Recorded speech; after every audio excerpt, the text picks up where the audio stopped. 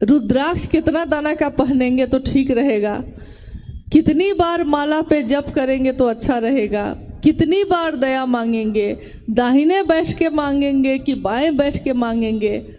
हुआ होगा आपके साथ ऐसा मन में, जैसे कोई बच्चा सोचता है कि हम मिठाई खाएं कि टॉफ़ी खाएं, वैसे हमारी मानसिक स्थिति होती है। जिस दिन हम शिव को गुरु बनाते हैं उस दिन हमारे मन में ये सारी बातें आती हैं।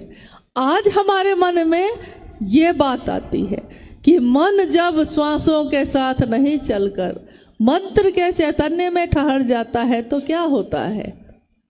देखिए, वही थे हम उस दिन, वही हैं आज हम। अंतर कितना आया। महादेव दिखाई नहीं देते कहीं, महादेव का शरीर कहीं दिखता नहीं, लेकिन उसी महादेव का जो सूक्ष्म सत्ता है, मानवीकरण में नाम कहलाया महादेव, और उन्हीं की शक्ति का जो मानवीकरण हुआ उसका नाम कहा गया भगवती, माँ काली।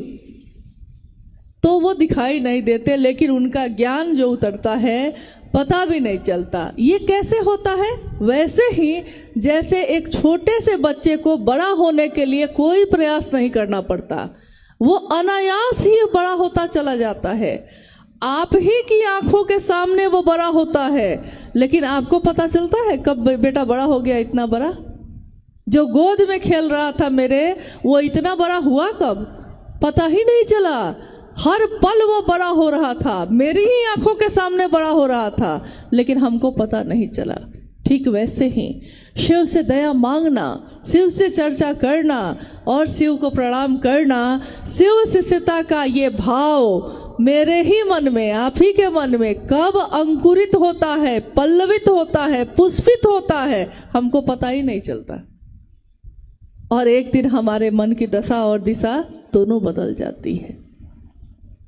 साहब ने कहा कि मैं नहीं जानता कि इस संसार की दशा और दिशा शिव के बगैर कैसी होगी, लेकिन ये मैं जानता हूँ कि शिव के साथ ये मानवता सबल होगी, सुवासित होगी, शिवमय होगी। महादेव को अपना गुरु बनाया है हमने आपने। जैसा आता है, जो आता है खुद करिए। हमेशा दूसरों पर निर्भर रहने की आदत ठीक नहीं, क्योंकि अगर वो नहीं मिला तो आपका काम फिर रुक जाएगा, और महादेव का काम नहीं रुकना चाहिए। हम रहे ना रहे, आप रहे ना रहे, लेकिन महादेव की शिष्यता का दिया तो जलना चाहिए, हर घर में जलना चाहिए। भैया अनु जी ने कहा कि हम बड़े मैदान में मिले,